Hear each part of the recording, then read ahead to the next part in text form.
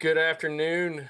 Hot off the press edition of the G-Day review show with Dawg Out West, aka Graham Coffee. I am Dawg Stats, the guy that got shut down on Twitter for posting the drive plays. So we're going to jump into it really quick. So we're going to try to keep this under 30 so you can listen to this on your commute, on your podcast, and all that sort of stuff. So Graham, first impressions. First impression is that I just wagered $75 on Georgia to win the national title in the fourth quarter of the G-Day game. So I feel very good about what we saw. There's a lot. I think the big obvious one is that JT Daniels looks as good as I think you could want him to look. 28-41 to a receiving core without Pickens, Burton, or Arian Smith was really, really impressive. I think that the first team offensive line left some things to be desired, that there was a little bit of pressures and stuff like that got through that you're going to want to see better protection on. And then Carson Beck, I think, is the other big takeaway. 22 of 31, 236, 2 touchdowns, and 1 pick with a 149 rating. This is a 247 that box score they put out, which is pretty awesome. To shout out to those guys. Yeah. Beck looked good. Yeah, Beck looked good. And I think the other thing, too, is that, like, we saw a lot of passing. By my count, we had 5 sacks of Daniels and I believe – 2 of Carson Beck. So, I mean, we were around 95 dropbacks in this game, which is a ton. So, I mean, I think that the defensive backs actually held up pretty well, all things considered. You didn't see too many, like, egregious busts, and there was some guys that made some really good plays. I think that's the thing that makes me feel most positive. JT Daniels, I think, was the known commodity. I think this receiving core is a pretty known commodity, but getting to see those young DBs perform better than expected has to make you feel good. Yeah, that right there was a beautiful throw from Beck, and he had a couple of those nice throws on slants. Darnell Washington was great today, man. Had a couple balls over the middle that he snagged, and then obviously the long – deep ball that he absolutely, like, Madden NFL 2014 style truck stick to dude on was very impressive. Yeah, sorry, I threw that up there, but I try to go this in order. We're just going to roll some plays, and we're going to jump in and talk about them. Let's where is Beck's drive? Let me see here. Black drive. Was it Black drive 2 that they scored on? Let me see. It was the first drive. Black drive 1. There it is. There we go. All right, here's the first Carson Beck drive of the game here. Yeah, and so Daijun Edwards, I felt like we saw some good bursts from him. He looked a little lighter on his feet than he did at times last year, but not a ton of reps. That was an interesting play there. Zion Logue looked good today, man. He had that batted pass. I think he had a fumble recovery at one point, and there was a few times that he was getting pressures up into the backfield. So I feel like this is the third Nate play to Darnell, I think. Yeah, it is. So great touch on this ball by Beck. Darnell, defensive back, kind of falls down, but good Lord, dude, when he lowers that shoulder on Jackson, the free safety there. Holy cow. And that actually is Lavassier Carroll in coverage there, number 12. Oh, nice. Okay, yeah. He wasn't even listed. He wasn't even listed as one of the ESPN guys, running backs. When they did their little thing at the end. Yeah. I mean, I think he's fully on the DB train now, but he looked good at times. That was a poor throw from Daniels there. That's our guy, Christopher Smith.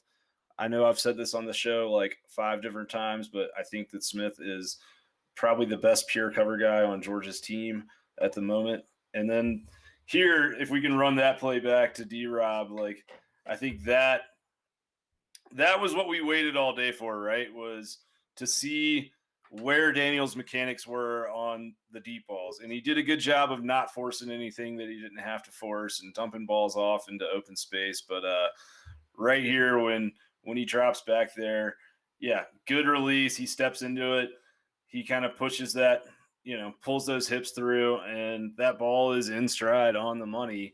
I feel like, I might feel very differently about how this game went if that ball had kind of fluttered up there and died and fallen short or sort of, gone somewhere else. But that was the type of deep ball that we saw on the long bomb to Jermaine Burton in his first start against Mississippi State when he put it in the sideline window against cover 3. And we kind of have known that throw is in him, and to see it again was really exciting.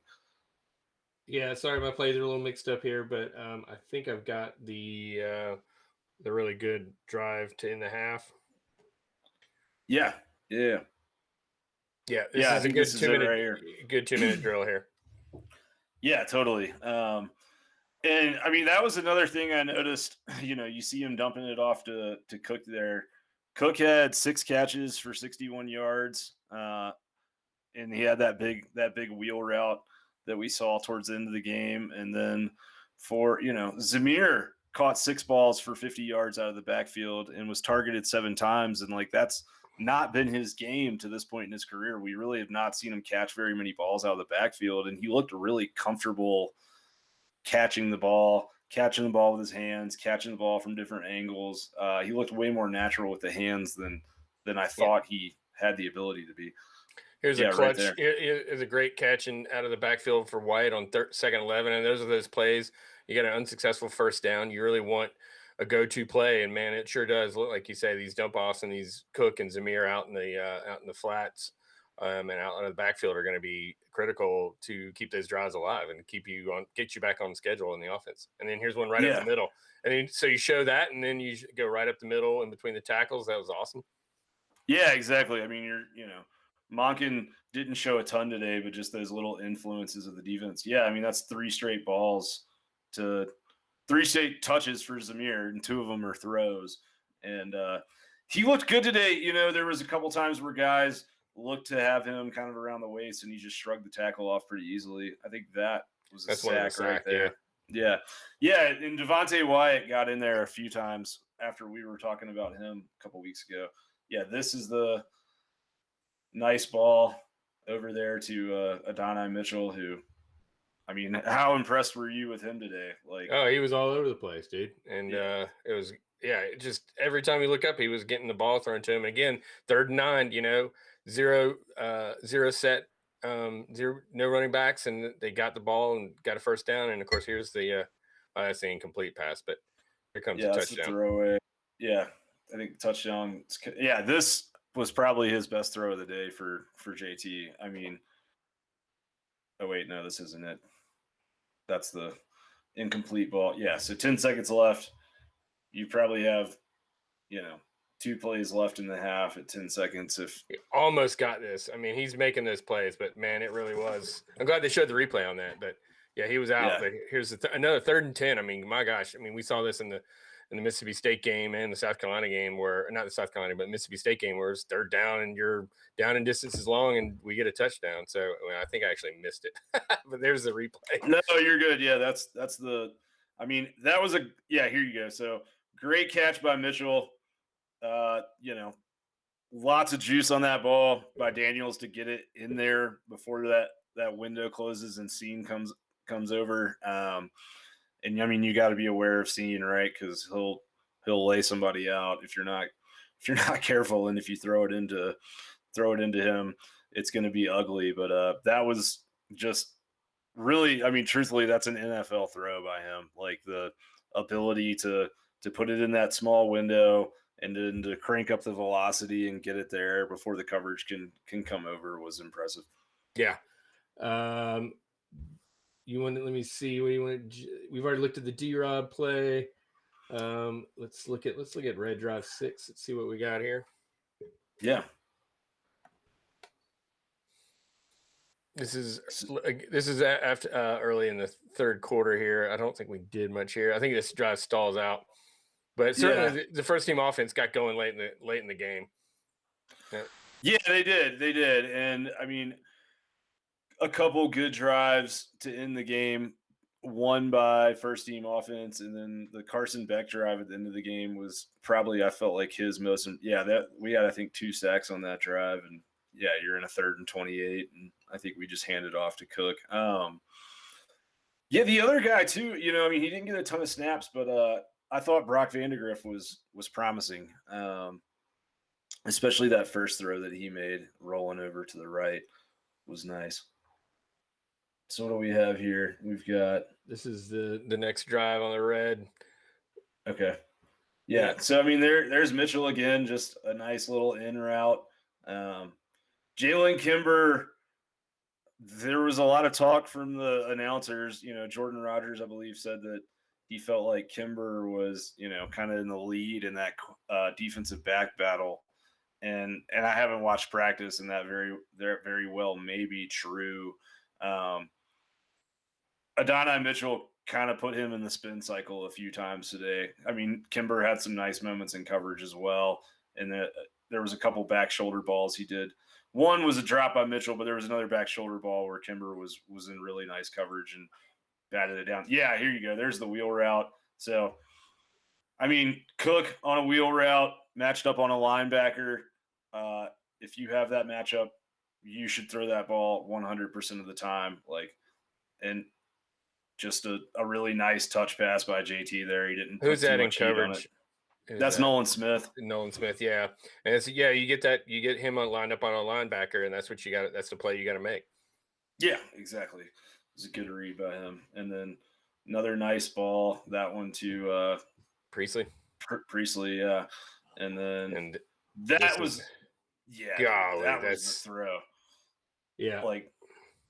I hate to say this because people are gonna call me a homer, but that throw, it looks like something that you would see an Aaron Rodgers type of player make, rolling to the left and being able to snap those hips and put that ball in stride and with enough velocity for the DB to not be able to undercut the route. I mean, that's Chris Smith in coverage there. That's not a walk-on covering Kyrus. That's good, tight coverage. And yeah, he's got to make that tackle. But you're right. That was tough. I mean, yeah, that's two of your best playmakers right there, Kyrus and JT. And then the very next drive for the red, you've got Stetson Bennett comes in, and here comes the Lewisine and INT.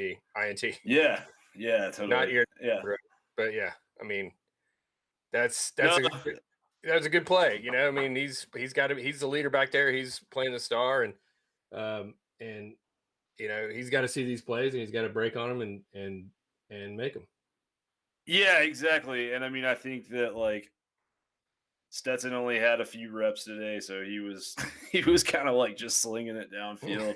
I hate to say that that kind of throw looked a little bit too familiar for probably a lot of Georgia fans from some moments last year, especially the second half of the Alabama game. But yeah, I mean, Scene was great today. I thought he was, everything you would want him to be. He was all over the place. I think this is Brock's first drive. Now we're looking at this throw is sick, dude.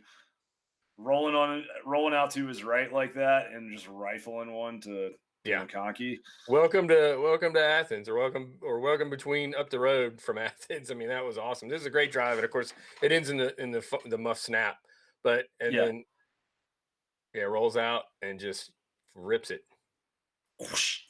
Yeah, I mean, he's got a ton of arm. There's no question about that. I think, though, that, we've kind of speculated a lot since the end of last season and sort of doing our spring practice previews, that Carson Beck Vandegrift battle, who was going to be the guy that seemed to have the early edge in that. And I think that there's a lot more to come. Impressive wheels from Vandegrift. Yeah, right, very good. Yeah, good decision. I think there was a blitz coming up the middle that got, it was picked up, but he knew that everything was out of schedule, and he tucked it and ran and extended the play, got a first down, and then I think we get down here and maybe third down, it converts the third down, but then there's a muff snap. I think this is the throw over the middle to Brock Bowers, or no, maybe it's Darnell. It's wait, no, we got one more to McConkey, and then I think we get a good throw to the tight ends. We didn't see a ton of Brock Bowers today, but he did have a couple nice plays where it was just clear he's an extremely fluid route runner. Yeah, that's the muff. Yeah. So that must have been someone else that threw the ball to Darnell. But yeah, I mean, I think the number 2 quarterback battle, like, clearly it seems like Carson Beck has the upper hand there over not just Vandegrift, but also, oh yeah, that was one that you really wish he could have back. Yeah, I mean, Arian Smith is fast. He's got to definitely get polished to make sure that, that he can get to these balls and not just beat the guys. He's got to run a route and not just a sprint. But golly, you can't overthrow him. But I mean, he is fast. Yeah, and I mean, he did place the one at the end of the game to Smith. I thought it was good ball placement. I thought he put it far enough out front. Arian kind of came up limping a little bit after that ball, and I feel like he may have just slowed up a little bit because it felt like that ball was going to be in stride for a touchdown. Yeah, this play to Bowers was extremely impressive all around. A, the throw from Beck there is beautiful, but B, Brock Bowers is just a big old dude standing in there catching that pass. I mean, he looked really good. And I mean, like Jeremy said on the show yesterday when we were doing our G-Day preview, like, his route running ability, I think, is unique on this set of receivers and tight ends. Like, he's got the ability to do something a little differently than anyone else on the roster has.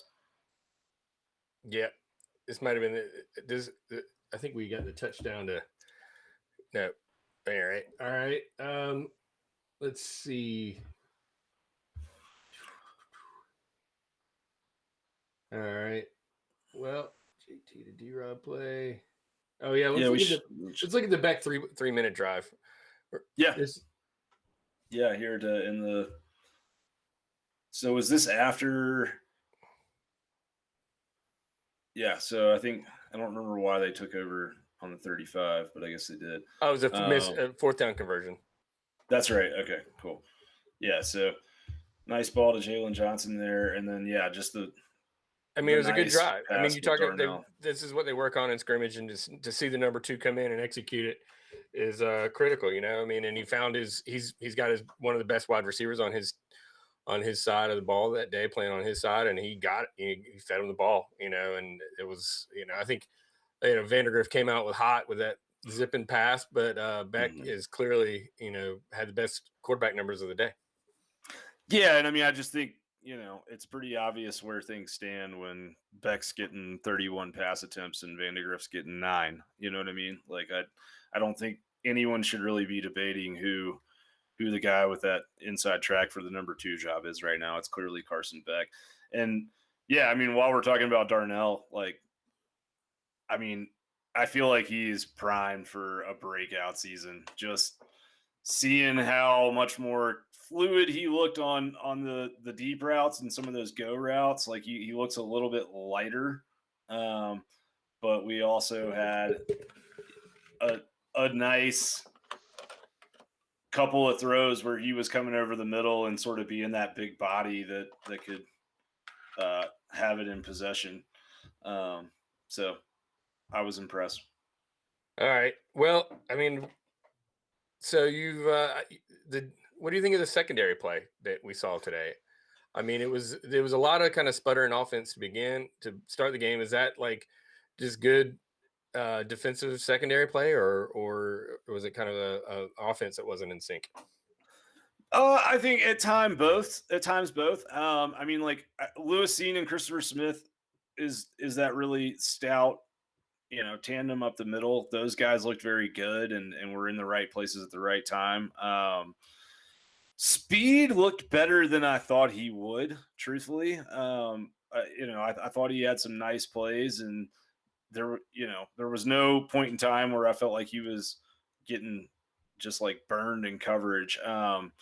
With Ringo, I just think Ringo, like, his athleticism just stands out on the field, even on a college football field with a lot of good freakish athletes. Like, he was step for step with Arian Smith on that one deep ball, which says a lot. I know we saw his miles per hour that image from one of the practices earlier this year that he was running like 23 miles an hour. But I mean, he has the game speed in pads as well. And I also just thought that he seemed a little bit more physical at times than like Kimber did. He's just got that bigger body. I mean, he put that crazy hit stick on Lad McConkey there at the end of the game.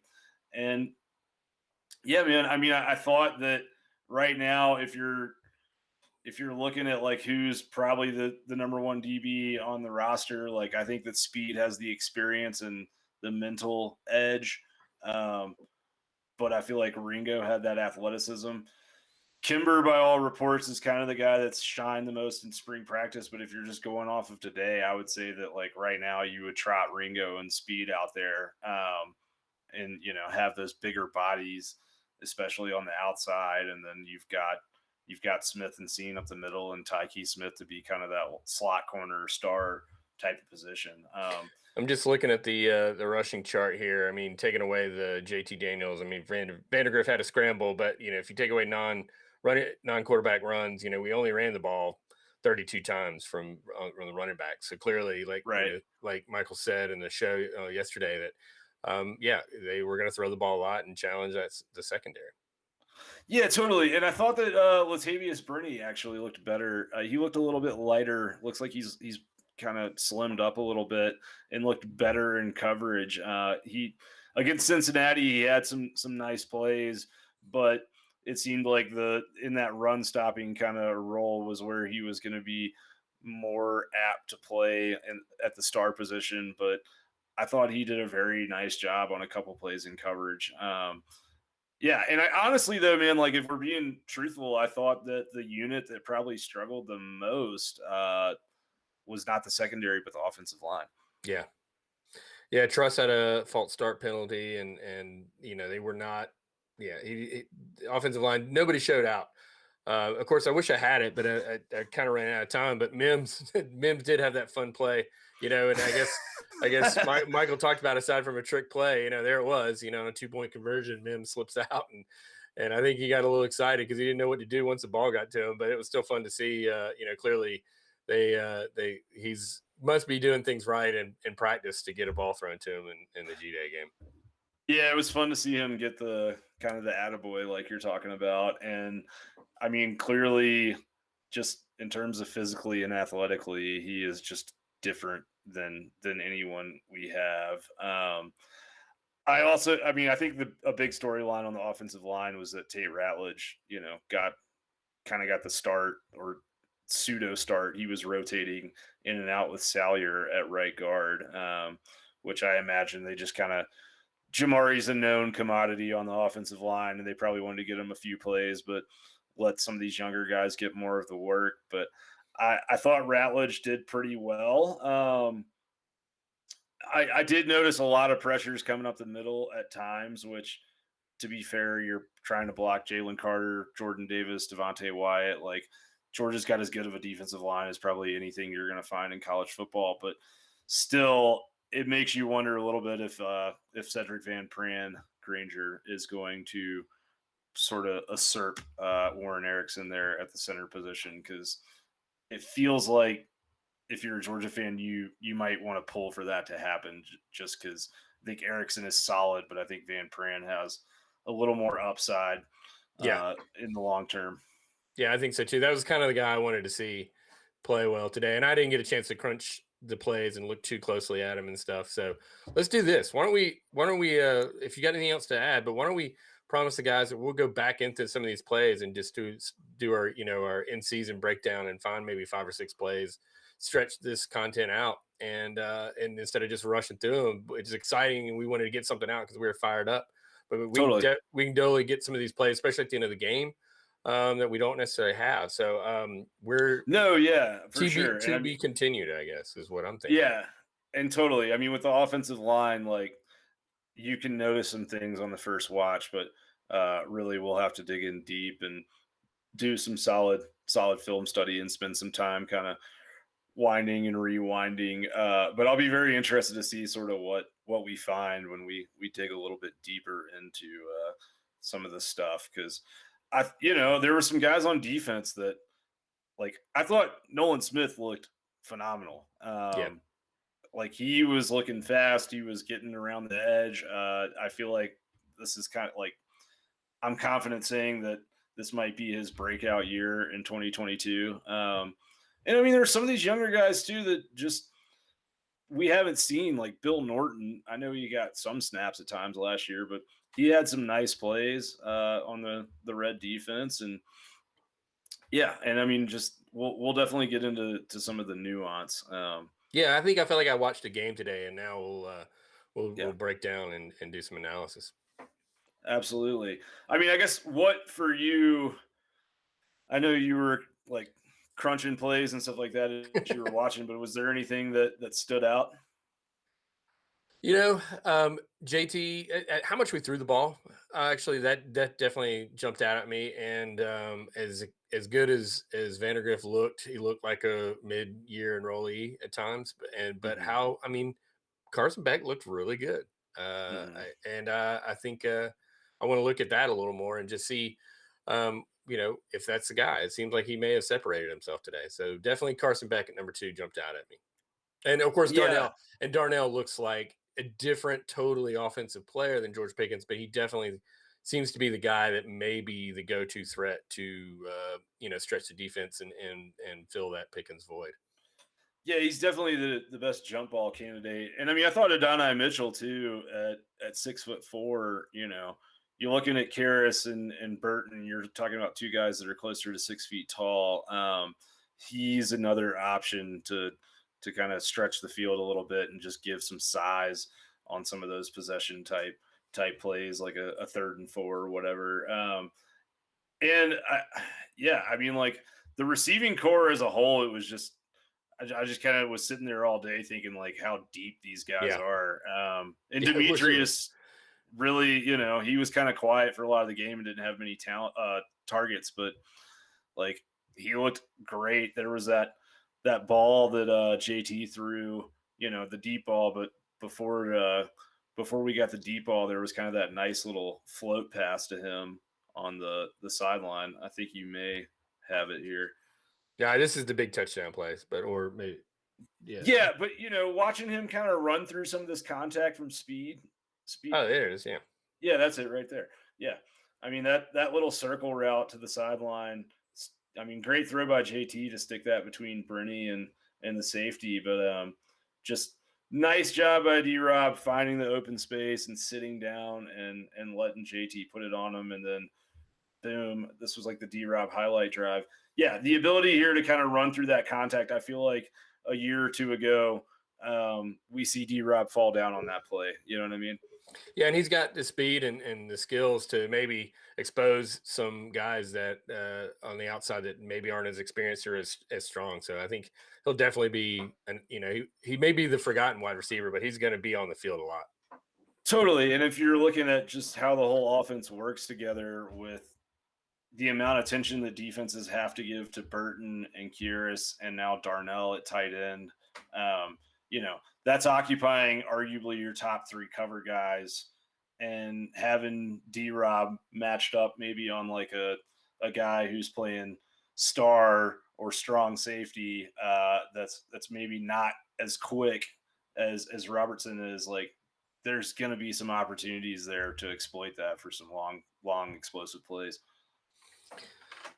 Graham, thank you for crunching the plays and looking at it. I say crunch a lot this episode. I apologize, but it was kind of cool. We were talking before, and I was just kind of wanted to sit back and listen and watch what you had to say. And we're going to get back into this. And there's a lot of plays there. We have 100-something plays, so we'll find some plays. But be sure to subscribe to the YouTube channel as we maybe upload some plays. I mean, Graham might break off some plays and just upload them and not do live things. So make sure you get those notifications. We're going to the podcast, same thing. So,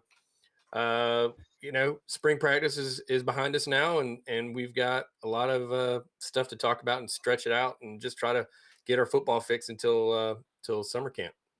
Yeah, for sure. We've got a long off season and we'll have plenty of time to dig into all of this. But I think, big takeaways from the live viewing experience, if you're a Georgia fan, you have to be very, very happy with what you saw today. There was nothing, there was no glaring weaknesses, and the players that you were kind of hoping to see flash did. So I think it's exciting for Georgia fans, and yeah, it just sucks that we just got to watch Georgia football and get that little tease, and now we're gonna be in the dark for the next like 5 months. But sorry, there you go. I'm doing my You're doing, dude. And I mean, the other thing that like got me pretty excited too was there was a few times during the game where they flashed up like the little, Georgia versus Clemson, September 4th prompt.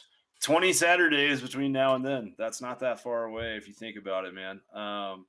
And we'll have, like, I just feel like the build up this offseason from the fan base, it's always great because it's Georgia and there's a lot of passion. But like with Clemson being game one, I feel like it's just gonna be like this palpable build, and hopefully we'll get into the stadium in Charlotte and it'll be full, and that'll be a safe thing to do, and we can all just get in there and scream our heads off together and explode and have a normal football season. With that, thank you for watching, and go Dogs. Go Dogs.